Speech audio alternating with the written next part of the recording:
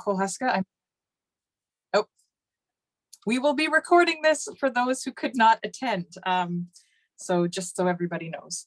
My name is Nicole Huska. I'm the National Director for Member Relations here at Indigenous Works. You may have received an email from me recently. I will be assisting Mandy here in the background with the chat and the Q&A that's following after, and I'll also be putting my email address in the chat for anybody who has any follow-up questions. We're so absolutely pleased to have everybody here today as our first offering in a series on truth and reconciliation. We also have offerings on September 14th, 21st and 29th. I will put more information about those in the chat as well. And again, let's see, Mandy will be doing a presentation, and then we will follow up with a Q&A. You can ask questions in the chat or unmute yourself or send an email. We're good with whichever way you want to come to the conversation. And absolutely pleased to have everybody here. The participants are still increasing. This is our most well-attended webinar yet. And I'm going to pass you on to my colleague, Mandy Price. Bonjour, hello everyone. As Nicole mentioned, my name is Mandy Price. I am a training and consultant associate with Indigenous Works. I am a member, Anishinaabe Kwe, and a member of the Red Rock Indian Bands. I belong to the Eagle Clan, Robinson Superior Treaty of 1850. I am a first generation, both residential school and day school survivor in my family. I currently hold an MBA from Western Governors University, as well as I am currently working on my PhD in business management and leadership. Next slide, please.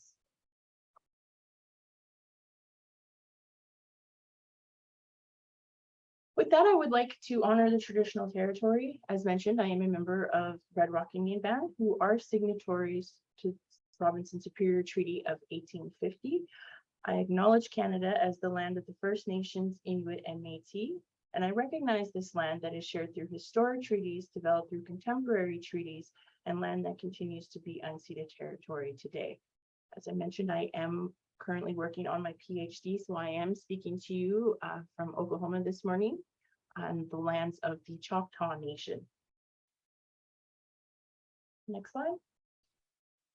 About Indigenous Works. We came out of a recommendation on the report of the Royal Commission on Aboriginal Peoples, so RCAP. Our mandate is to increase Indigenous engagement in the Canadian economy. We are an award-winning ISO certified national Indigenous organization with expertise in workplace, employment, corporate Indigenous engagement, and partnership systems. In 2015, we launched the Cochita charity, whose mandate is to increasing the human resource and career potential of Indigenous youth, including youth with disabilities, as well as our Luminary project, which is the sole purpose of advancing Indigenous innovation.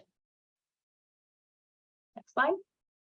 Our webinar objectives today. We're going to discuss the background, history, and meaning of the Truth and Reconciliation Commission and National Truth and Reconciliation Day, why truth and reconciliation is important to all Canadians and organizations, and finally, what practices that you should be following for National Truth and Reconciliation Day.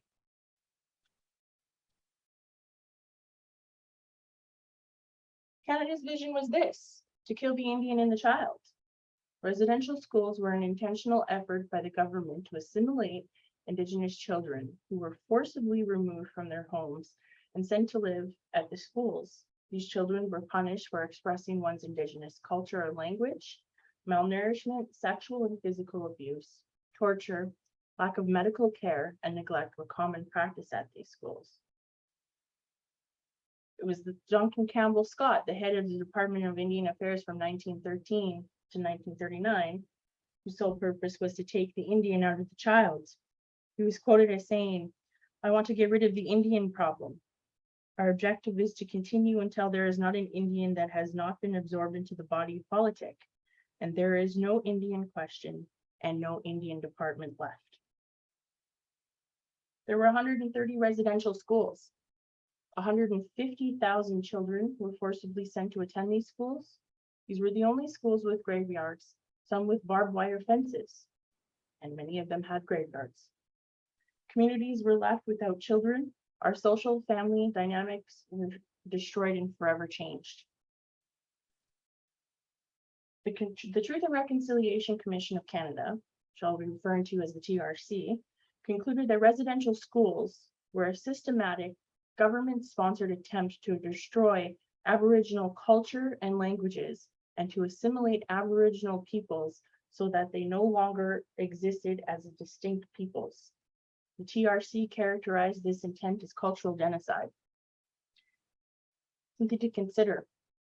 Every single one of your Indigenous friends are either a residential school survivor, a survivor's child, or a survivor's grandchild, or all three. Every single one. Next slide. We begin to discuss the residential school timeline. So in 1831, we saw the first residential school open. That was the Mohawk Indian Residential School. It opened in Brantford, Ontario. 1876, the Indian Act was created. It was created in 1876 as a means to facilitate assimilation, set regulations, and restricting the rights of First Nations people and communities, authorizing the Canadian government to regulate and administer the affairs and day-to-day lives of registered Indians and reserved communities. 1883, Sir John A. Macdonald authorizes the creation of residential schools in the Canadian West. In order to educate the children properly, we must separate them from their families. Some people may say this is hard, but if we want to civilize them, we must do that. 1885, the Indian Act was amended. It imposed our structures like band councils and reserved land and restricted or made illegal our traditional forms of governance, such as hereditary chiefs, our ceremonies such as Sundance and Potlatch, and the gathering of 3 or more Indigenous people, and Indigenous people's ability to access the court or lawyers. While the Indian Act has been revised over the years, it still continues to exist and govern us to this day. 1907, Medical Inspector for the Department of Indian Affairs, Dr. Peter Henderson Bryce, was a whistleblower on the residential schools and reports that the health conditions in residential schools are a national crime. 1920, Duncan Campbell Scott, Deputy Superintendent of Indian Affairs, makes residential school attendance compulsory for children between the ages of 7 and 15. 1951, when we saw major revisions to the Indian Act again. Women were now allowed to participate in band democracies and elections. The prohibitions on traditional Aboriginal practices and ceremonies are finally removed. 1958, Indian Affairs regional inspectors recommended that the abolition of residential schools be undertaken. 1961, amendment to the Indian Act again. Status Indians can now vote without having to give up their status rights. Next slide, please. 1982, we saw the Canadian Constitution Act amended, and it now includes the Indian Act and now recognizes and affirms the rights of Indian, Inuit, and Métis peoples of Canada. From 1986 to 1984, we saw numerous church apologies.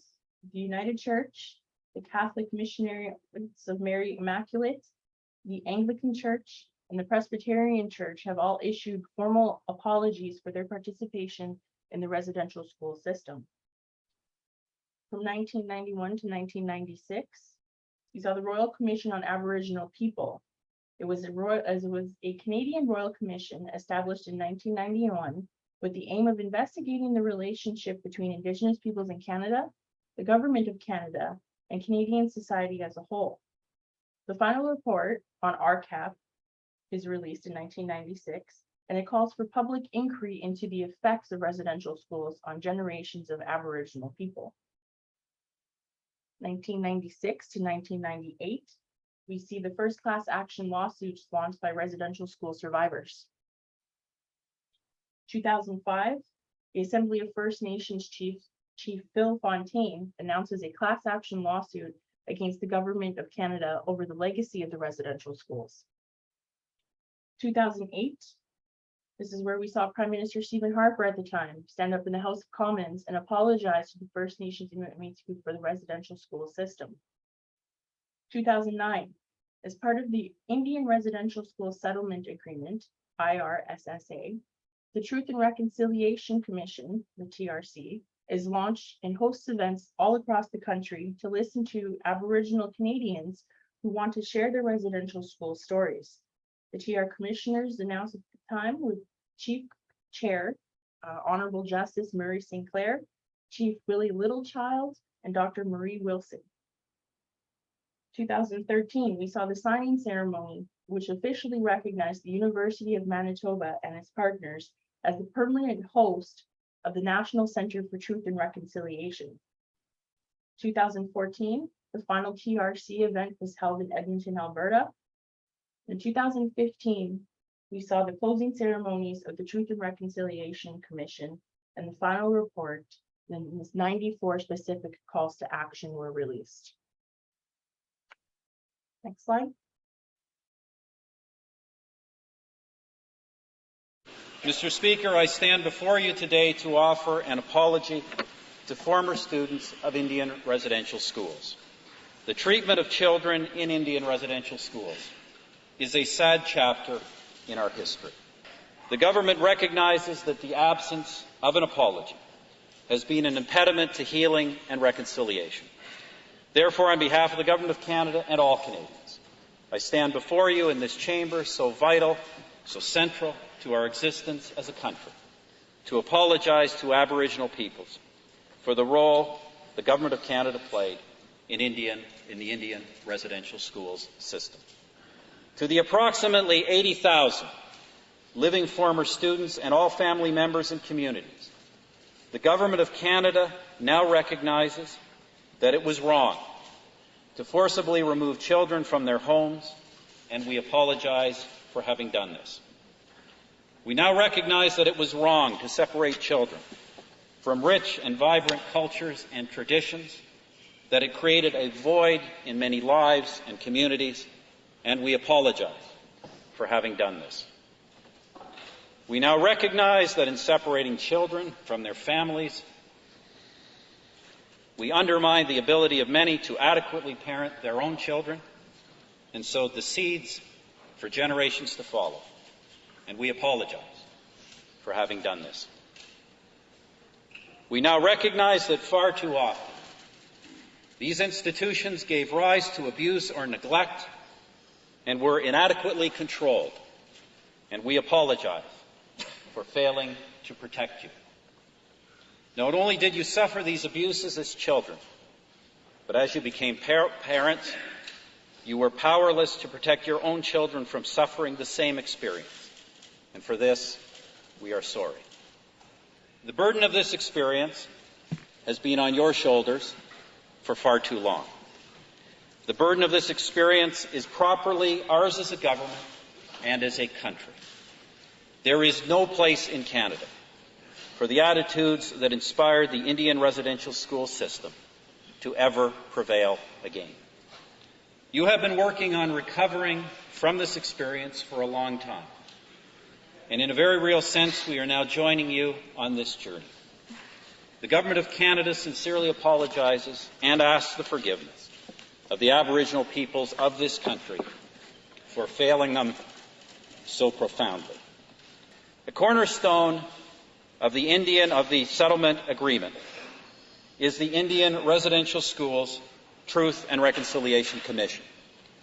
This commission represents a unique opportunity to educate all Canadians on the Indian residential schools system.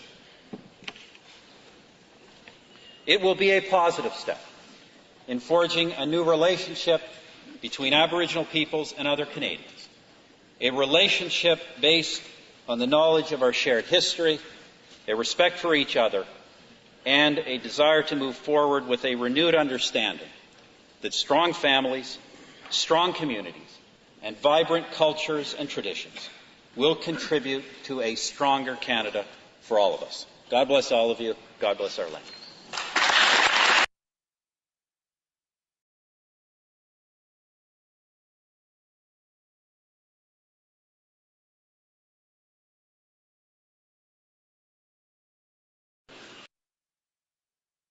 Truth and Reconciliation Commission serve two purposes: to inform Canadians about residential schools and their impact, and to guide Canadians through a process of reconciliation. It was established to oversee a process to provide former students and anyone affected by the residential school's legacy with an opportunity to share their individual experiences in a safe and culturally appropriate manner. The work of the TRC, including their videos and reports, is now housed at the National Centre of Truth and Reconciliation at the University of Manitoba. In support of the reconciliation process, the TRC created the Principles of Reconciliation, which we are going to further explore, and the 94 specific calls to actions. Next slide. Hold on, Mandy, could we just take 1 sec to just put the slides at full screen? We're still seeing a bar up ahead and it's causing some people some blocked slides. So And nothing is blocked. Let's continue that because I don't want to do anything, please. Okay, understood. Okay, so the reconciliation framework has 4 groupings: reconciliation through knowing and honoring, through good process, through a healing relationship, and reconciliation through action. Next slide. The 10 principles of reconciliation. The Truth and Reconciliation Commission of Canada believes that in order for Canada to flourish in the 21st century, reconciliation between Aboriginal and non-Aboriginal Canada must be based on the following 10 principles. The United Nations Declaration on the Rights of Indigenous Peoples, commonly known as UNDRIP, is the framework for reconciliation at all levels and across all sectors of Canadian society. Recognize First Nations, Inuit, and Métis peoples as the original peoples of this country and as self-determining peoples have treaty, constitutional, and human rights that must be recognized and respected. Number 3, reconciliation is a process of healing relationships that require public truth sharing, apology, and commemoration that acknowledges and redresses past harms. When we see Prime Minister Stephen Harper's apology in the House of Commons, that would be an example of knowing and honoring through healing relationship. And also the announcement of the TRC itself will be reconciliation through action. Number 4, reconciliation requires constructive action on addressing the ongoing legacies of colonialism that have had destructive impacts on Indigenous peoples' education, culture and languages, health, child welfare, the administration of justice, and economic opportunities and prosperity. Number 5, reconciliation must create a more equitable and inclusive society by closing the gaps in social, health, and economic outcomes that exist between Aboriginal and non-Aboriginal Canadians. Next slide.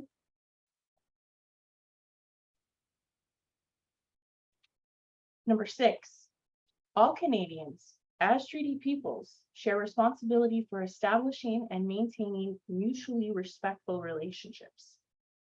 Number 7, the perspectives and understandings of Indigenous elders and traditional knowledge keepers of the ethics, concepts, and practices of reconciliation are vital to long-term reconciliation.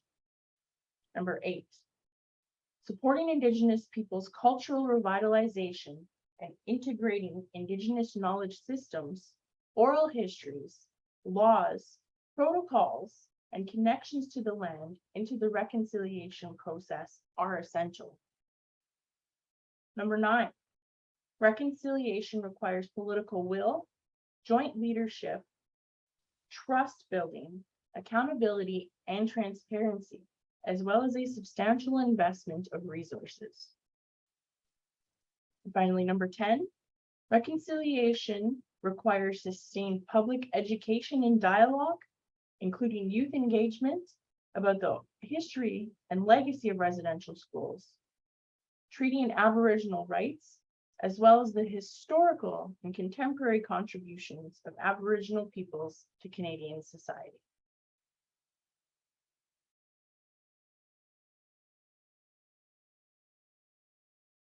Many people have said over the years that I've been involved in the work of the Truth and Reconciliation Commission, why can't you just get over it and move on? And my answer has always been, why can't you always remember this?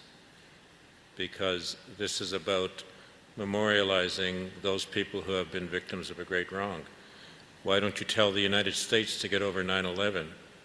Why don't you tell this country to get over all of the veterans who died in the Second World War instead of honoring them once a year? Why don't you tell your families to stop thinking about all of your ancestors who died?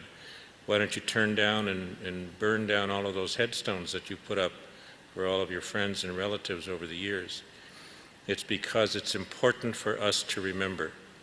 We learn from it. And until people show that they have learned from this, we will never forget.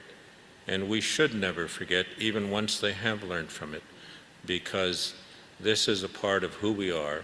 It's not just a part of who we are as survivors and children of survivors and relatives of survivors, but it's part of who we are as a nation.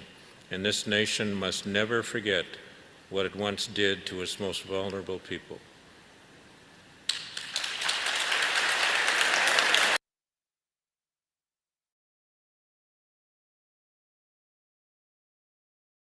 So the Truth and Reconciliation Report of 2015 and the 94 calls to action, the broader theme of the TRC report is about leveling power and privilege position. Indigenous people today are wanting to build partnerships on an equal footing. The report, as we mentioned, speaks to the need for full partnerships, mutual respect and recognition, Indigenous law and legal transitions, and the right of self-determination. I encourage you to read the Truth and Reconciliation Report, the 94 calls to actions, and specifically call to action 92, which is your employer-specific call to action, which we are going to look at next.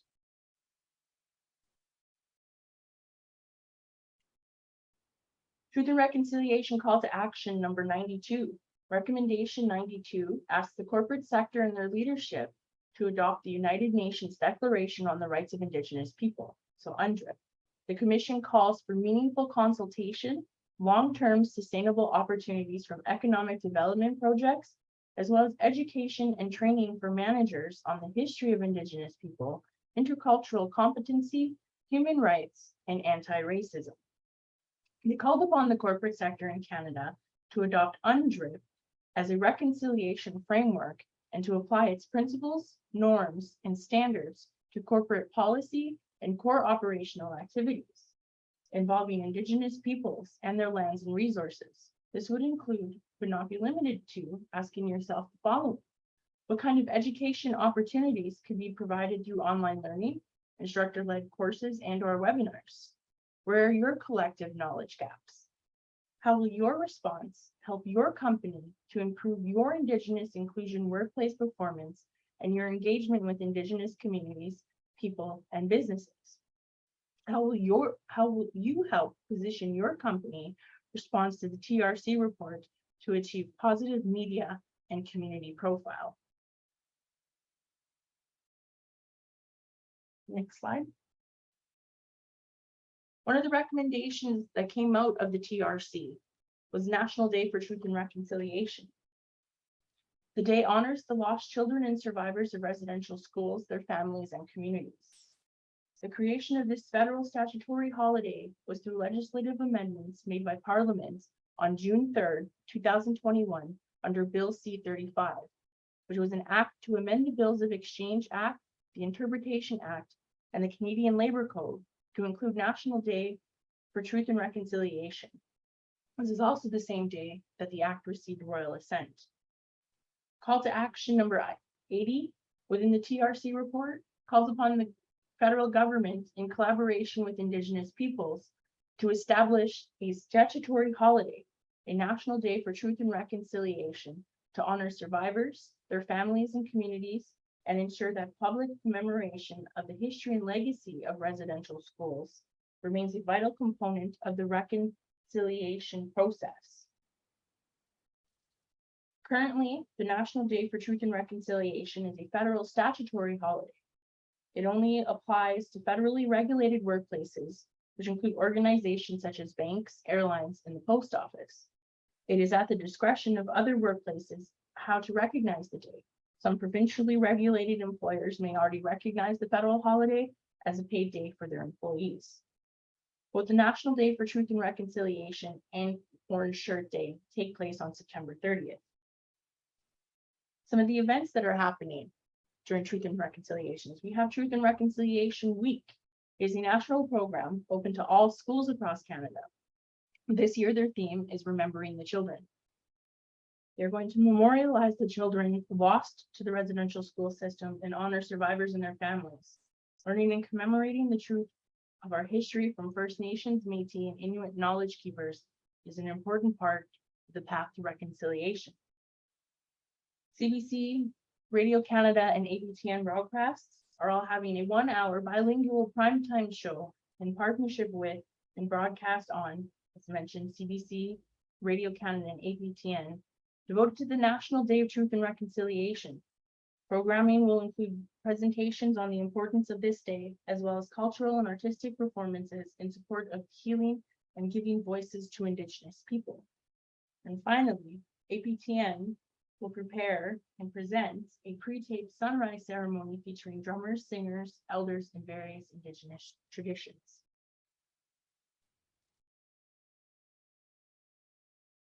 Orange Shirt Day, as mentioned, it coincides with National Truth and Reconciliation Day. Orange Shirt Day is an Indigenous-led grassroots commemorative day that honors the children who survived residential schools and remembers those who did not. The day relates to the experience of Phyllis Webstad, a northern Shuswap woman, on her first day of school, where she arrived dressed in a new orange shirt, which was taken from her. It is now a symbol of the stripping away of culture, freedom, self-esteem experienced by Indigenous children over generations. Orange Shirt Day is a legacy of the St. Joseph Mission Residential School, which operated from 1891 to 1981, commemoration project and reunion events that took place in Williams Lake, BC, Canada in May 2013. The date was chosen because it is the time of year in which children were taken from their homes to residential schools, and because it is an opportunity to set the stage for anti-racism and anti-bullying policies for the coming school year. It is an opportunity for First Nations, local governments, schools, and communities to come together in the spirit of reconciliation and hope for generations of children to come. The annual Orange Shirt Day on September 30th opens the door to global conversations on all aspects of residential schools. It is an opportunity to create meaningful discussion about the effects of residential schools and the legacy they have left behind. A discussion all Canadians can tune into and create bridges with each other for reconciliation. A day for survivors to be reaffirmed that they matter, and so do those that have been affected. Every child matters, even if they are an adult from now on.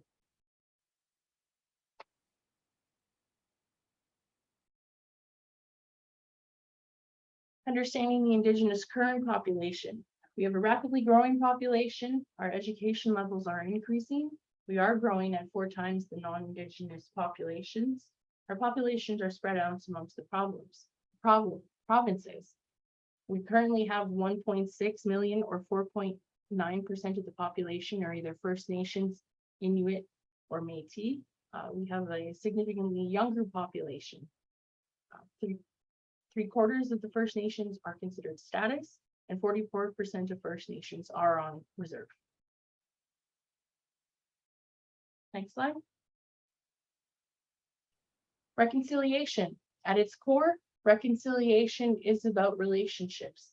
This was the common theme, mutual respects and relationships, that the TRC promoted.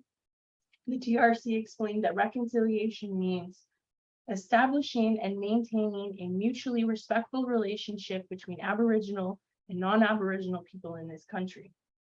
Reconciliation is a process of being together in a new and better way.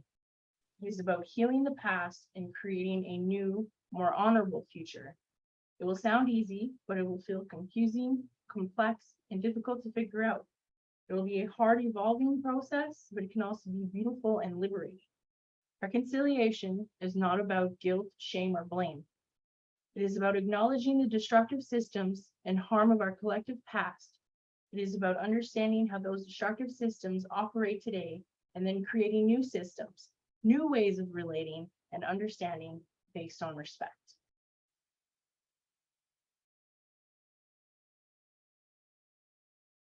One thing that organizations can do is phases of a reconciliation action plan.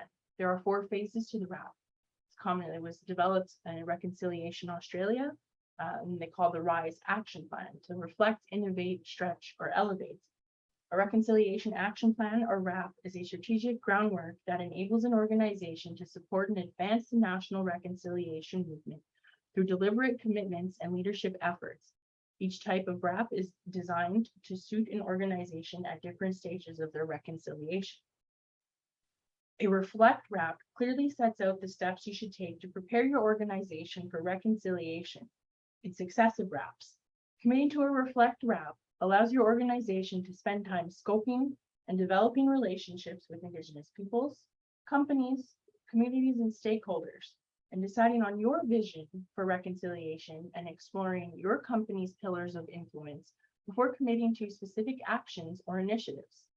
This process will help to produce future RAPs that are meaningful, mutually beneficial, and sustainable. An innovative RAP outlines actions that work towards achieving your organization's exclusive vision for reconciliation. A stretch RAP is best suited to organizations that have developed strategies and established a strong approach towards advancing reconciliation internally and within the organization's pillar of influence. This type of RAP is focused on implementing longer-term strategies and working towards defined measurable goals and targets. An Elevate RAP is for organizations that have a proven track record for embedding effective RAP initiatives in their organization through their stretch RAPs.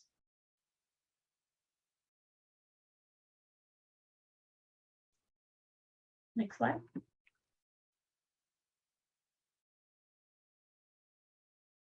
So those of you who are members may have heard the goal is to increase your position on the inclusion continuum. We have indifference all the way to full inclusion. It is a product that we developed here at Indigenous Works.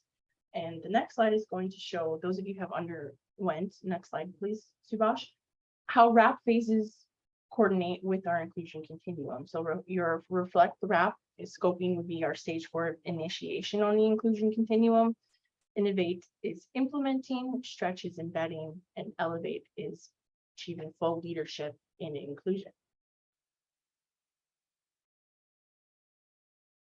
Promising practices. Review the Indigenous populations and understand the different cultural differentiations and practices amongst the Indigenous groups here in Canada, and understanding the history of Indigenous populations and how the residential schools affected us. Utilize the UNDRIPT framework and specifically review the TRC's calls to action. It's mentioned there are 94 of them, and they do cover various sectors such as education, government, and health, where there are more specific calls to action within your sector. And focusing on call to action number 92, which we went over.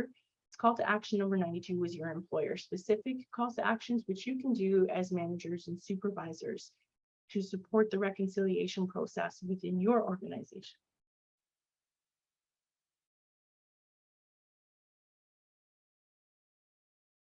Again, reconciliation is about people and relationships and cultivating those relationships with your Indigenous partners, friends, and coworkers. Understanding the TRC response and how your organization and what that means for your organization to develop an appropriate TRC response. And committing to RAP phases, again, is another way. And ensuring your company's cultural capabilities. Investing in your cultural awareness, your cultural humility, cultural safety, and cultural competency roles as managers. And to and celebrate the successes that you do have within your organization.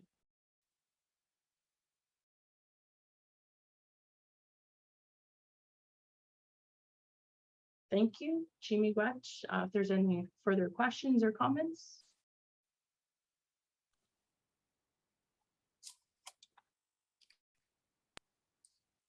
Okay, that was wonderful. And I apologize to everybody for some of the technical issues that we're experiencing on our end. This participation, we had 400 people register for this webinar, and previous to this, so I'm new to the organization. I've been here for 3 months and we've grown steadily. Our offering in July had 120 attendees. So I think at max capacity today, we had 312 in the room. So that caused us to bump up to a webinar function on our Zoom, and we're still learning the ropes. So we very much appreciate your patience. We understand there was a bit of a box at times and we didn't have the full screen. We will be sharing the slide deck and the video recording with functioning audio. We're opening the floor now to any questions you might have for Mandy. I dumped the Indigenous Works TRC learning offerings for September, so our 14th, 21st, and 29th.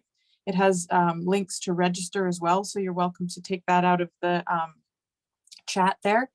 Any other questions you might have, please. I see there's a Ryan Barrett with a hand raised. We can give Ryan a chance to ask his question. Any others, feel free. I'm watching the participants' hands raised and chat and helping Mandy flag any that might come up, but she'll be able to answer these things. Okay, I will mute myself until something comes up. How about we start with Ryan? I'm seeing 2. If you want to go ahead and unmute yourself.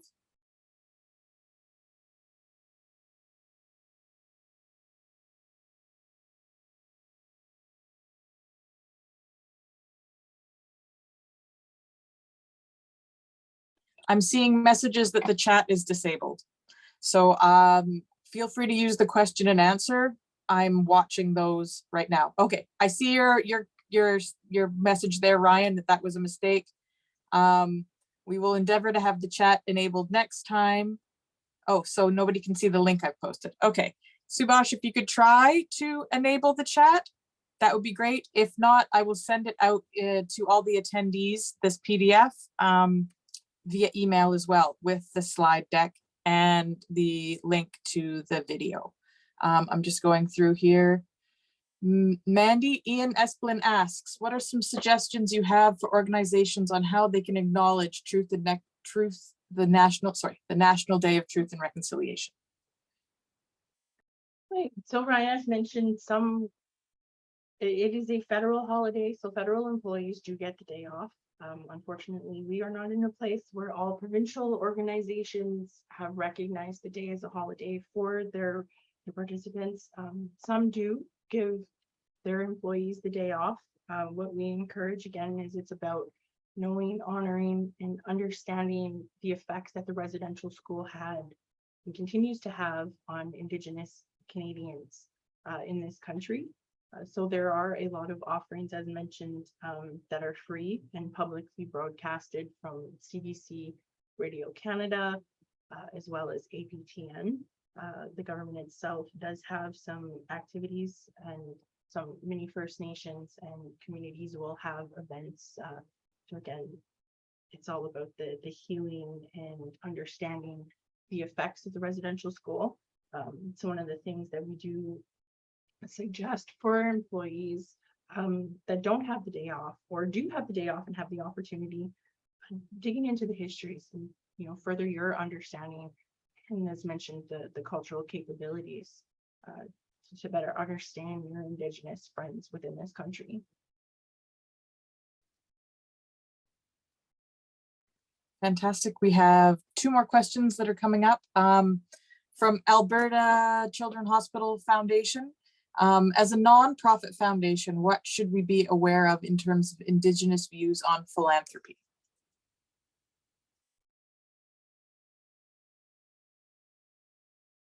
Sorry, Nicole, can you repeat the question? I was trying to look for this. Absolutely. So in the question and answer from Alberta Children's Hospital Foundation, as a nonprofit foundation, what should we be aware of in terms of Indigenous views on philanthropy? So again, that's nation to nation specific. I certainly cannot speak for all of the nations and Indigenous peoples of this country. The best suggestion that I could offer is, region specific. You heard me mention that many, Indigenous peoples, communities, leadership are wanting to be on equal footing. And again, the reconciliation is not about shame or blame. So I would reach out to the local Indigenous populations and gain their perspectives. Some may be fine with it. Some may, again, want to go different avenues. Even the residential school settlement itself, many of the survivors did not want to take the settlement money. They created a legacy fund to help support things such as the National Center for Truth and Reconciliation. So again, it is on an individual perspective. So I would reach out. Wonderful. Thank you, Mandy. So I'm again being reminded that the chat isn't working. So what I'll say is my email address is Nicole, so NICOLEH, as in for Huska, at indigenousworks.ca. Any questions you might have, inquiries about speakers, more information about reconciliation specifically, or Indigenous inclusion as a whole at your organization, please feel free to send me an email. No question is too small. This is the role that they've hired me to look after, is to absolutely be of service. And we can book a meeting quite easily. I maintain a Calendly, and you can bring other members of your team in and we can have a real fulsome conversation. A few more questions that are coming up, Mandy. We have, are there ways to acknowledge, well, I'm paraphrasing, but ways to acknowledge Truth and Reconciliation Day personally and professionally? Again, so if you are in an organization that does not have the day off as a holiday, one of the things that many organizations have done, they bring in speakers. They have brought in residential school survivors.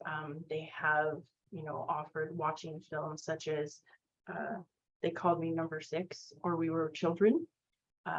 And there's many free resources in terms, we've had CEOs offer lunchtime, lunch and learns based on their teachings that they had discovered and trainings that they've taken.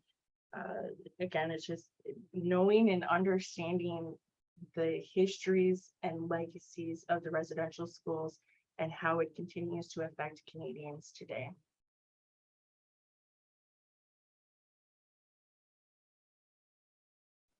Wonderful, thanks, Mandy. A few more coming up. So an anonymous attendee just wanted to make sure and clarify, when we say RAP, we're discussing reconciliation action plans. Another question. Hi, Diego.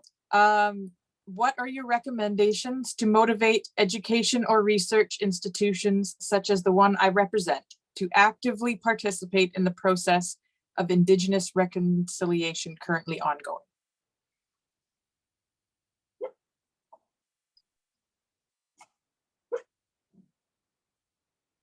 I'm just reading. I might Here, I'll give it again. So, paraphrase, what are some recommendations that individuals inside of institutions, in this particular case, research and education, might be able to do to motivate folks to actively participate in the process of Indigenous reconciliation? Being the catalyst for change within your organization is a great step as well. If there currently aren't steering committees, we understand that resources are a significant part. Sometimes organizations do not have the budget. It is on a volunteer basis in most cases, but you often find that Indigenous peoples within your organizations are great resources, and they're usually willing to support allies who want to undergo this process. So again, just have a conversation, put it out there, and you would see the amount of volunteers that you would get for the process. If I could add something to that as well, Mandy. The allyship is important. We also need to remember not to overburden our Indigenous friends and colleagues with the hard work of doing and informing other folks about the Indigenous experience. Doing a fulsome Google search and a bit of historical research on our own is a good place to start before we kind of ask folks to explain, Indigenous folks to explain themselves, for lack of a better way of putting it. And also, just for context, it's really important not to think of Indigenous peoples as a pan experience. Indigenous peoples and nations are unique to themselves. So we have over 640 individual nations. That's Inuit, Métis, and First Nations. And you have to understand that, so I'm coming to you from the traditional and unceded territory of the Shisha Nation, which is on the south coast of British Columbia. My Indigenous ancestry is Wendat through my mother's side, and there's been some cultural erasure there. So I'm in the work, doing the work to reclaim that and understand it as a mother and an Indigenous person in this time. In the context of BC, you could have a small nation of 50 people that are 50 kilometers down the road from another nation of 50 people. And they have entirely different histories, cultural ways of being, and ways of seeing things. There might be some underlying values that could be considered pan-Indigenous, but each nation is different. And then that's just communities. Then you have to think of the wider Canadian population, and the urban Indigenous population is separate from those who might be living in community, and they are also going through their own process of reconciliation and cultural revitalization. So those are important things to consider as well. We have a few more questions coming, and we've still got 11 minutes, so we'll get through as many as we can. Renee asks, are there opportunities for organizations to support Indigenous communities through volunteer activities? Absolutely. Again, many organizations, communities have events where you can partner with specific First Nations, and even from again, a mutually understanding and respectful place, volunteering at their cultural events. Again, think back to the framework of reconciliation and one of the calls, revitalizing Indigenous people's cultural revitalization, their practices. So even engaging in their community gatherings. I know I can speak from an example. My community, Red Rock Indian Band, we were looking for volunteers for our 30th annual traditional gathering, so our powwow. So there's education opportunities constantly ongoing. Again, it's that cultivating those relationships and the outreach to the Indigenous groups and the Indigenous peoples. Let them know that you want to be an ally.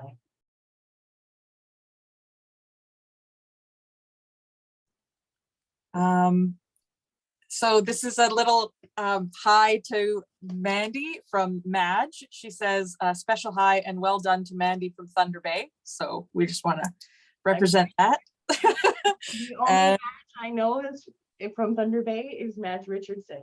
That would be the Madge we're talking about. You're your workforce planning board. Hello, Madge. Thank you for attending. It's great to hear from you.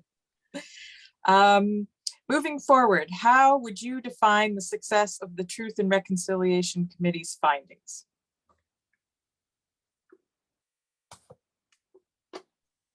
I would say it's been very successful in terms of having those specific calls to action. And again, one of the 10 promising practices, organizations that have specifically responded to how they have incorporated those 94 calls to action. Again, it's not specific. The calls are not going to be specific to every organization, But in the health sectors, hospitals, schools, you'll see on the websites their response. We have done this to address call to action number 92. We've done this to address call to action number 72, 74. Again, health, education, they have specific calls to actions that they're able to incorporate. One of the biggest things that we see in terms of the truth and reconciliation process and inclusion is many organizations want to start the process, they just don't know where to start, because it is it's an intimidating process. You heard me mention, you know, reconciliation is not about shame or blame or guilt. It's continuing to break down those destructive systems that exist today. So I think without the Truth and Reconciliation Committee's findings and, you know, putting our truths out there, because for so many generations, the truths were not taught.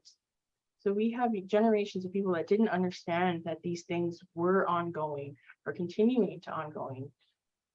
You know, I've personally heard comments of, well, when are you going to get over this?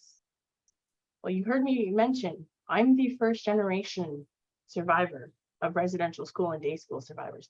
Last one closed down in the 1990s. So again, the truths, you know, it was not taught when my parents were in school. When I was in high school, I got maybe a paragraph or a page or two on the Indigenous contributions to Canada and residential schools. And now we have movements. I raised my niece and nephew. They're coming home. Orange Shirt Day. Auntie, do you know what Orange Shirt Day means? So the truths are finally being taught. And now we're starting to see that shift in the cultural and the revitalization of the Indigenous groups within Canada and allies coming together to redress past harms and as treaty peoples in Canada, creating a more harmonious country for everyone.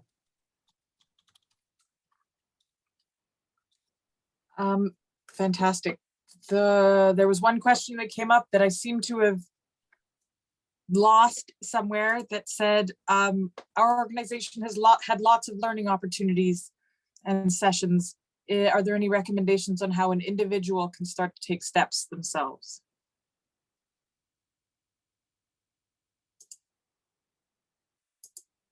To engage Indigenous communities about how to work together on reconciliation projects? Just reconciliation in general. I think maybe I'm adding meaning, but I believe this person was asking, how can individuals, non-Indigenous, take steps on their own personal journey, having already done some learning to forward reconciliation? And promising practice number 6, people in relationships. Cultivate those relationships with your Indigenous communities and outreach. They're going to have the answers for you. They know what they want. They want to be involved in the process. Again, one of the calls to reconciliation, one of the 94 calls to actions, duty to consult. Outreach to them. They want to be informed. They don't want to be chasing after a project has already started. So from the ground level, reach out to them. Create the relationships in a mutually beneficial way. Wonderful. 4 minutes left. A few more questions to kind of figure out here. We'll try to get through all of them. And again, any additional ones that we miss, please feel free to send me an email, nicoleh@indigenousworks.ca. Next question is, do you have any suggestions on how to approach and engage with Indigenous communities about how to work together on reconciliation projects? I think that was the question that I just answered, Nicole. Sorry. Sorry, thank you. See, this is why it's good that we've got 2 here. Colleen Cameron talks about Rock Your Roots Walk for Reconciliation on September 30th, and that they are looking for volunteers. There's a Facebook event info. I suspect if you search in the Facebook Rock Your Roots Walk for Reconciliation, you'll probably be able to find something. Oh, you getting lots of rep from Thunder Bay. John did oh, I'm gonna John Giacomo. guess from your I Set of Friends. Question from Nicola is, you mentioned 4 quadrants. Do you recommend going around in a circle sequentially or digging into each one all at once? What is the best approach for non-Indigenous organizations? There is really no right or wrong way. She's talking about the 4 groupings for the reconciliation framework. As you find, there's going to be a lot of overlap, Nicola, when you start implementing the principles of reconciliation and that framework. So again, if we go back to the example of Prime Minister Stephen Harper's apology, so that can touch on all 4 of those quadrants. Through knowing and honoring, he recognized the residential school legacy. Through good process, he realized and recognized that the government had not issued a formal apology. So that again is through a healing relationship as well, because that is when the TRC was also announced for the first time. And again, reconciliation through action. So there really is no, you don't have to go sequentially, clockwise, counterclockwise, zigzag, however you want to do it. There is no right or wrong way. And you'll find that there is much overlap in many of the actions that you will take in terms of your efforts to support reconciliation. So Mandy, we have a question that's near and dear to my heart as a policy junkie. And also to just note an offering that Mandy is working to put together for us. We were thinking of trying to fit it in at September, but our offerings are so vast at this point that we thought people might get a bit of exhaustion. But so how do you view UNDRIP being used as the framework for reconciliation advance? Sorry, anyway, how do you view UNDRIP being used as being the framework for reconciliation to advance the calls to action? How do you see the 2 working together? So that is actually one of the offerings that we will be delivering as a part of this series, is going to be UNDRIP through the lens of truth and reconciliation. There's many specific policies. Nicole, you may be able to touch a little bit deeper on this than I can, how the government and different policies have incorporated UNDRIP into specific policies that they've enacted within the country. So again, this will take so much time, and to me it's so absolutely fascinating. I have a deep passion in my heart for free, prior, and informed consent and how that works at the nation level, and as also as the individuals looking for self-determination and to exert self-determination. These are fascinating conversations to have as communities, as regions, on the federal level and globally as well, because UNDRIP is global. I know it's been instantiated into Canadian law, and then here in BC, there's also been an instantiation of the principles of UNDRIP. There is some overlap with TRC and UNDRIP, but I think these conversations are new and exciting, and this is really kind of an interesting time to be keeping our ears to the ground and coming to this learning with humility and curiosity. Anonymous attendee is what your name is showing up as. I'll send you a little message with my email address to make sure that you get the link to our future session on UNDRIP and TRC. Okay, we are going over now. I will follow up in the chat. Sorry, I'm going to ask that anybody who has questions that weren't answered, could you please send me an email? Specifically, they are. And I'm going to touch on the ISETs one because Okay. John is a mentor of mine, spent many years in partnership working with AETS. So this question was, do you believe that working with ISETs across Canada can help employers with workplace inclusion? Absolutely. So you heard me mention that I certainly cannot speak for all of the Indigenous communities, Métis, Inuit, across the board. My perspective is specific to my cultural teachings and upbringing to my area.